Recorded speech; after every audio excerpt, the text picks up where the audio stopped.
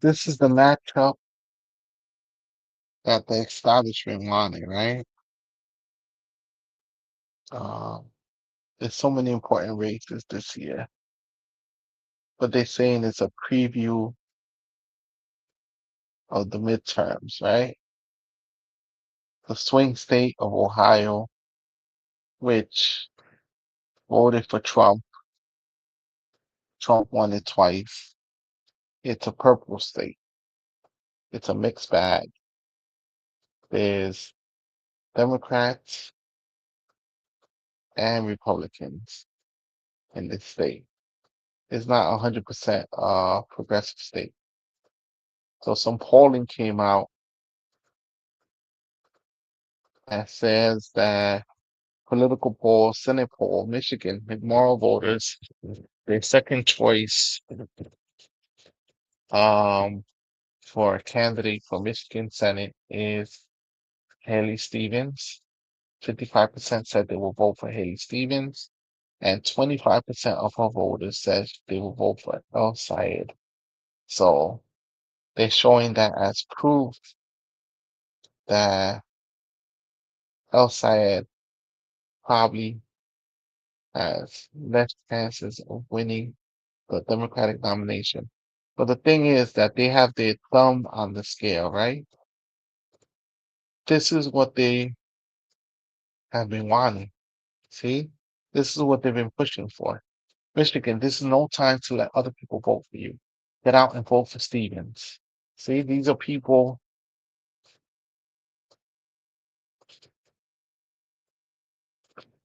that are upset, right? They just don't want to see a progressive, they want the establishment person to make it in, right? They're pushing hard for a progressive that the establishment wants.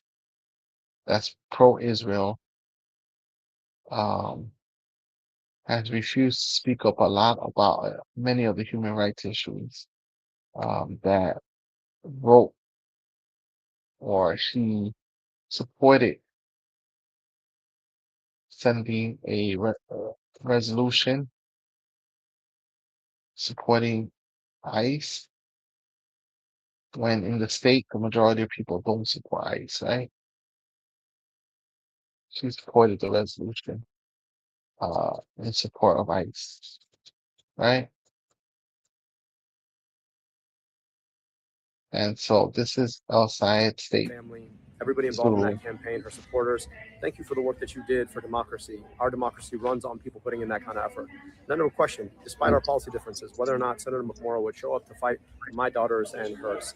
But the question to all of us now is this: are we willing to allow APAC, big corporations, Chuck Schumer, to show up and rig our democracy to choose who our Democratic nominee is going to be? They spent $30 million, $30 million to drown her out. Now they're spending millions to attack me. This is all in an effort to cherry pick from Washington, D.C. or New York who gets to be the Democratic nominee for Senate from Michigan. I think we get that choice. So I'm asking everybody who supported her to support us now. Our movement is one of joy about the future we can have when we get money out of politics, put money in your pocket, pass Medicare for all. And for all the folks who've been with us all along, thank you for everything. But right now is the time to double down. So if you haven't made that contribution yet, this is the time. If you haven't done that shift that you've been thinking about doing, now is the time. It is us, the UAW, Bernie Sanders, AOC, the nurses, working families, against the oligarchs, big corporations, APAC, Chuck Schumer. We know we can win, but we need you.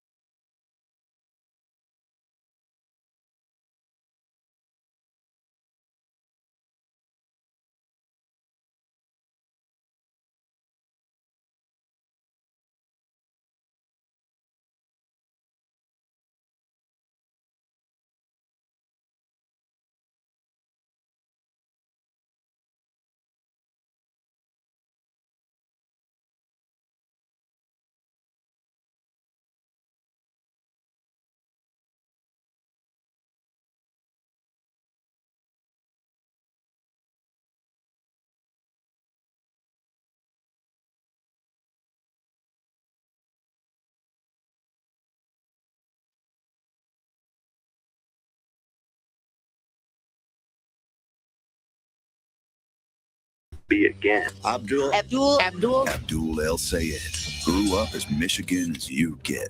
Parents worked the auto industry, football, U of M, became a doctor to help people. Michigan has the opportunity to send Abdul to the United States Senate.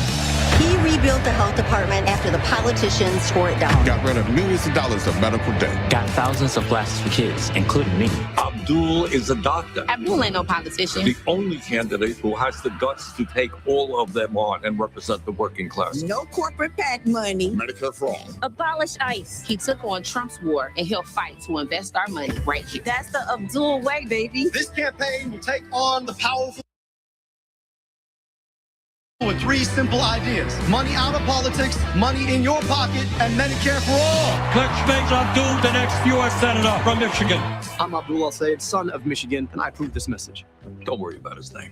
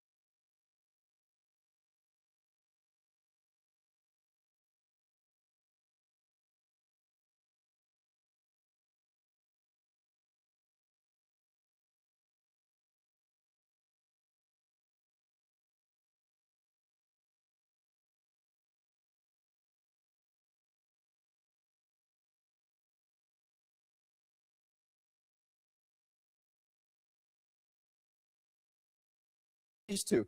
Well, the reason why that matters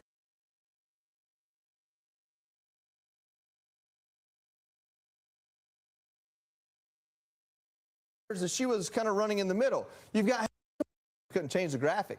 She drops out and she said, hey, I'm going to hold my support for whoever wins between these two. Well, the reason why that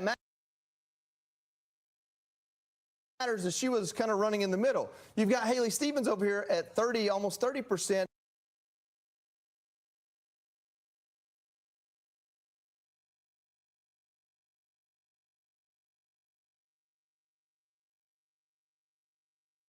She's supported by Chuck Schumer. She's much more an establishment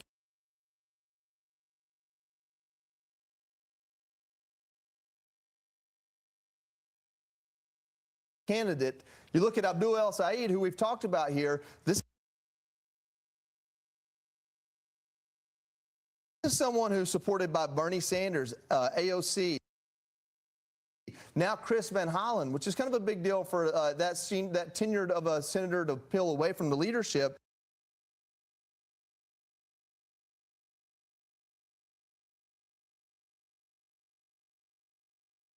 And so, you know, his big thing is Medicare for all, you know, the same kind of things that these socialist Democrats want.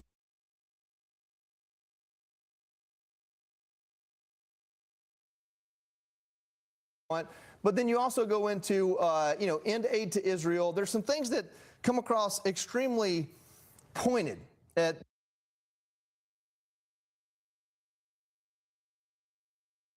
Jewish people, and then you look at his own background, then you think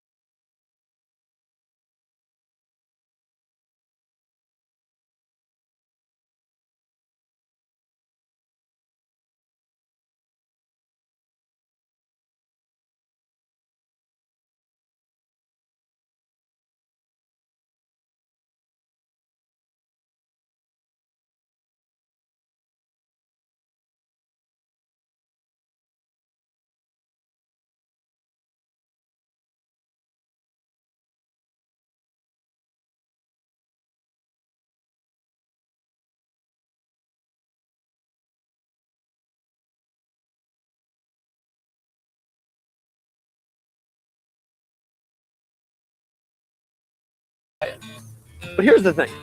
Almost all that money went to one of four companies.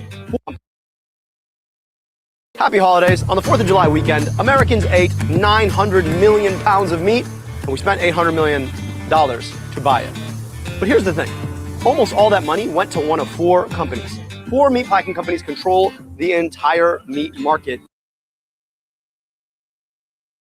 in this country. And here's what happens. Because there's only four of them, they can collude to raise prices. That's partially why we spent more this year on meat than we've spent in the past, and we keep spending more and more. See, when a few companies control any one market, that's called an oligopoly. And when you have an oligopoly, what tends to happen is, well, listen, your meat is just as good, it's just more expensive. So you end up having to pay a lot more for it. And this is true not just in the meat industry, it's true in so many industries of our lives. Let's say you had to travel to go see grandma. You probably had a choice of one of three carriers, flying one of two kinds of airplanes. Our whole economy has been dominated by a few huge conglomerates in every single space where we have to buy, and that costs us money. And we have laws on the books against this. The Federal Trade Commission exists to enforce those laws. The problem is that under this administration, they've gutted it. I think we need to bring it back because I want to make sure that we have real competition in the market so we don't have to keep paying more for less. Because you know what? Where's the beef?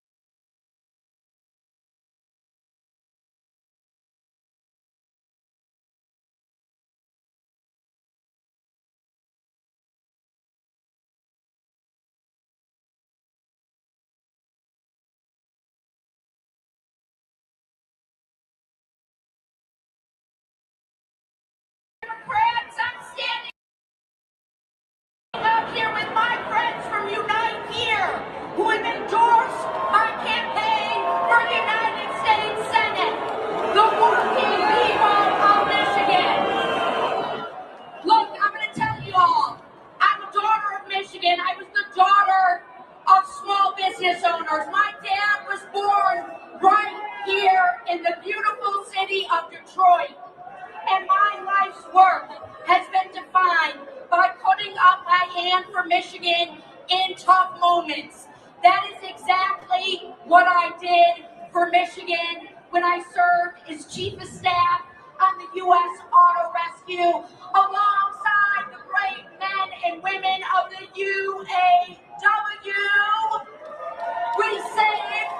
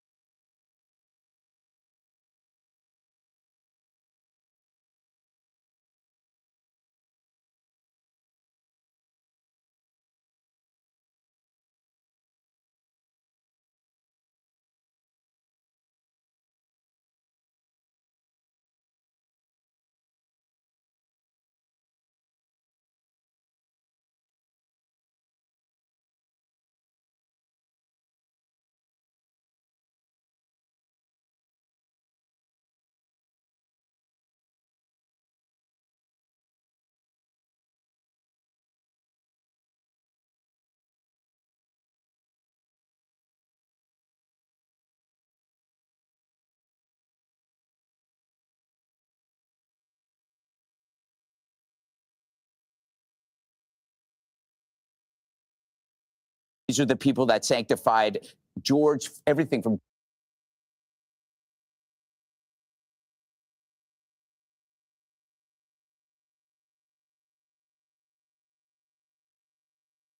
George Floyd to murdering illegal gangbangers. While condemning beat cops trying to do their jobs and Border Patrol who have to clean up the catastrophes that these idiots created. The Loyola paper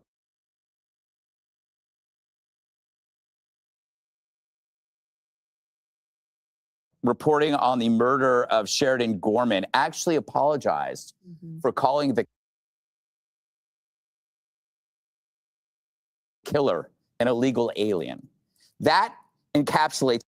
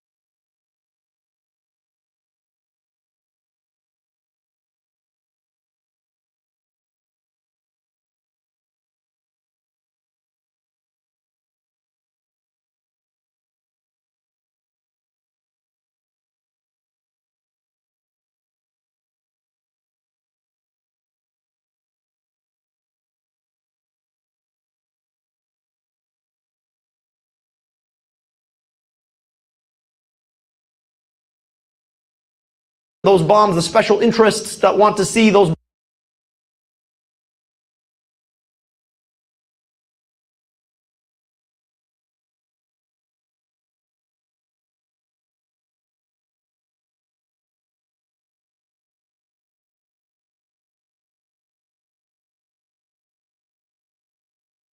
Why do we send our money abroad to drop bombs? Well, because the corporations that manufacture those bombs, the special interests that want to see those bombs used, spend money to buy off politicians to make sure that we're doing that instead of caring for our neediest.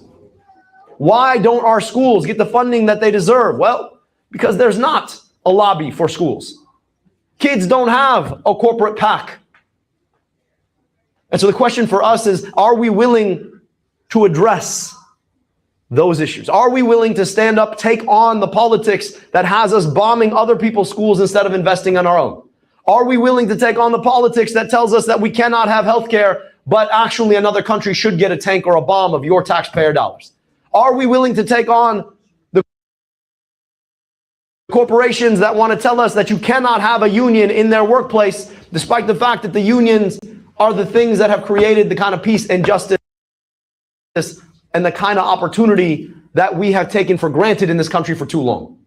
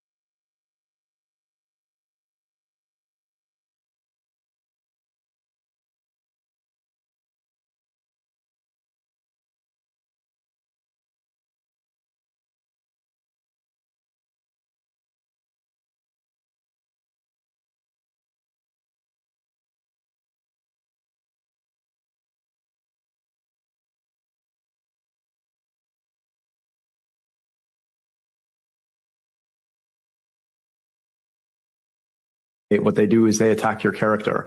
I know what my leadership has been for folks across our state. You know, I've been in public service here for 10 years. People know my record. But the big question here is, why does an organization that wants to send our money abroad to go and drop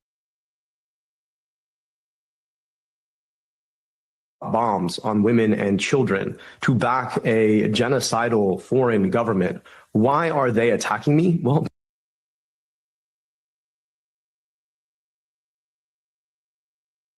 because they know that I want to keep our money here to invest in women's health here and childcare here.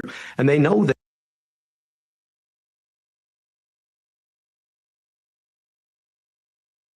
they can't beat us on the fundamentals of the debate. They know that their position is fundamentally unpopular, but they have tens of millions of dollars to spend. They've already spent $30 million in this race to beat me. They realized that they couldn't beat me by just pushing up their chosen candidate. And so now they're trying to attack my character. But Michiganders know better. They know who I am. I've been in public service here for a while. My work has been about serving women and children. And so I'm going to take my record. I'm going to keep focusing on what we want to do, which is get money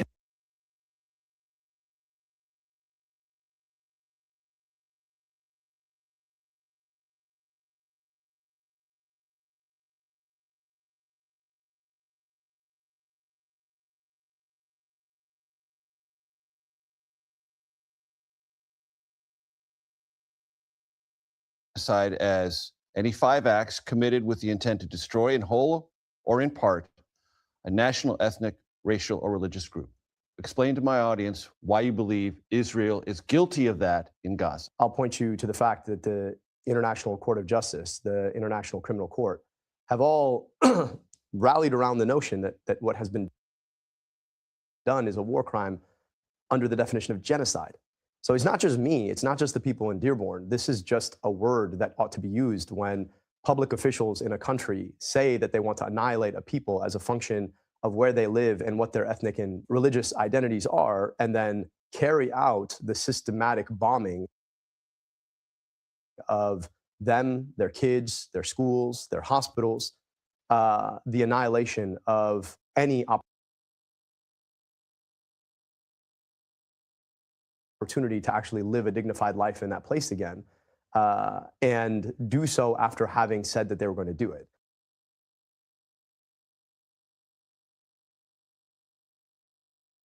I don't know what else to call that except for a genocide. Like when you target the Palestinian people as a function of their being Palestinian, and then try to move them into neighboring countries because they speak the same language, you commit war crime after war crime targeting their infrastructure, their schools, their hospitals.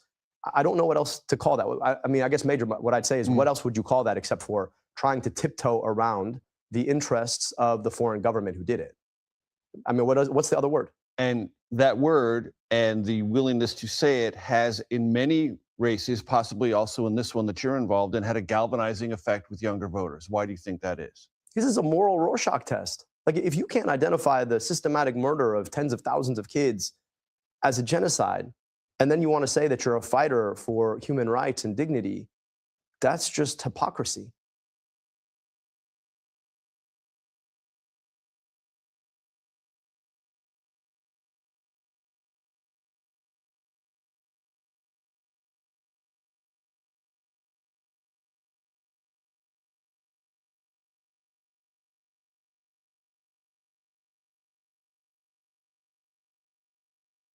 conversation because Israel has become a very central topic, especially inside the Democratic Party, but nationally as well. Do you believe Israel has a right to exist? So, Casey, AIPAC's become a big issue in this election because AIPAC's already spent $30 million in this election. They're by far the biggest spender in the race. Now, the question about a right to exist, it's interesting because nobody's ever asked me whether or not I believe Palestine has a right to exist. Every single president who served has said that they believe in a two-state solution. Israel exists. The question is whether or not we want a politics where our money is sent over to Israel to do genocide and apartheid instead of investing in our own kids. You say it exists, but does it have a right to? No, I didn't say that. I just said the question of Israel's existence is not a question. I'm not going to play this gotcha game about whether or not it has a right to exist. The question ultimately is about whether or not we want a politics that dignifies. You're not going to play the gotcha game, but you're not going to say you think Israel has a right to exist. Well, my question, Casey, I think the question we all ought to ask is, does everybody have equal rights to peace, dignity, and self-determination? That's Jewish, Israelis, and Palestinians. And to me, the folks who should answer what the ultimate peace there looks like should be Jewish, Israelis, and Palestinians. I want my tax dollars spent here in Michigan to provide schools in Michigan, to build healthcare in Michigan, to invest in Michigan, rather than to be sent abroad to kill Palestinian people, do genocides and apartheid. The question about whether or not Israel has a right to exist is actually quite secondary to whether or not they have a right to our tax dollars. And people don't ask that question in good faith. So if you want to ask me about Palestinian right to exist, if you want to ask me about what I want to do for kids in Michigan, I'm happy to answer that question. But the AIPAC and Israel have become secondary questions that too many people have to talk about because our tax dollars keep getting spent over there rather than being spent over here.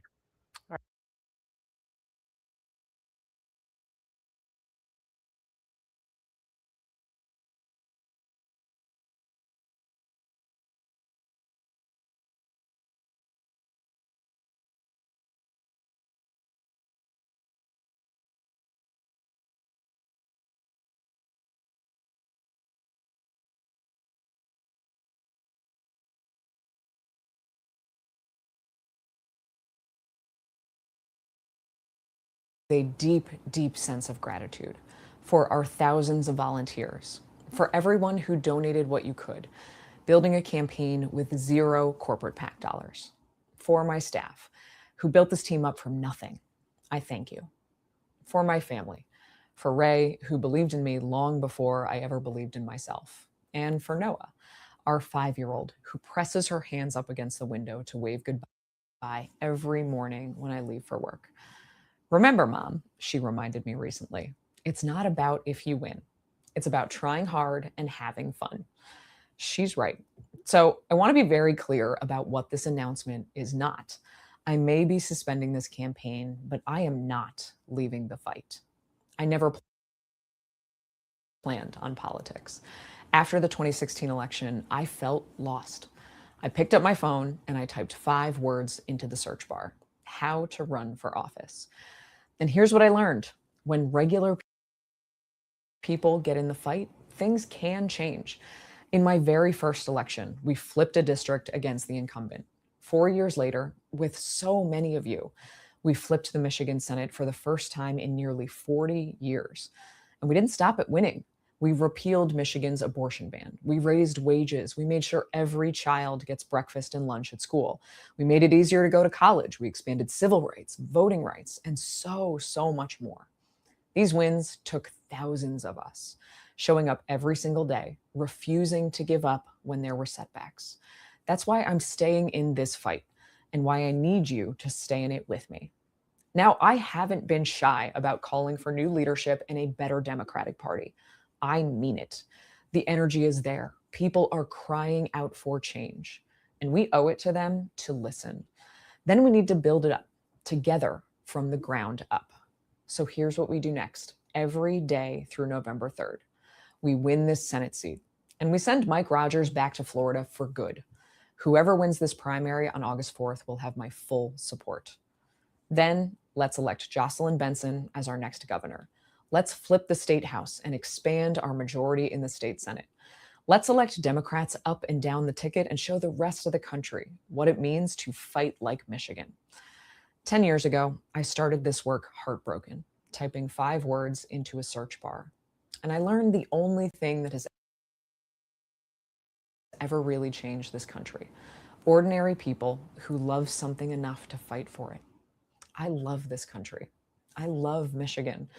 And I love the little girl who waves at me from the window every morning, trusting the grown-ups to leave her a state and a country worth inheriting. That's who I'm fighting for. And I'm not going anywhere. I hope that you'll join me.